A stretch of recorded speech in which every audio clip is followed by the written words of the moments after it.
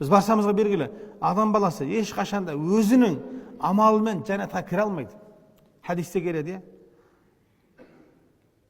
бір кісі бүкіл өмір бойы өмірін құлшылыққа арнапты. Тек қана құлшылыққа, ешқандай бір жақсы, жамандық істемеген, күнә істемеген, тек қана жақсы амал жасағанда. Алла субханала ва тағаланың құзырына келеді. Келгеннен кейін, ей пендем, сені амалыңмен жәннатқа кіргізейін ба, немесе мейірімім себеп жәннатқа кіргізейін ба дейді. Жаңағы адам тұрады да, ол енді амалына сеніп тұр ғой, амалы көп, жетеді амалы. Өйткені бүкіл өмірін не қылды, ол құлшылыққа арнады, босқа өткізген жоқ. Сонда өзіне сенімді болды да, о Алла субханала ва тағала, о Раббым, мені өз амалымен жәннатқа кіргіз деді. Бүкіл амалын таразын бір шетіне қойды, бір көзін бір шетіне қойды, көзінің қызметі басым болып кетті.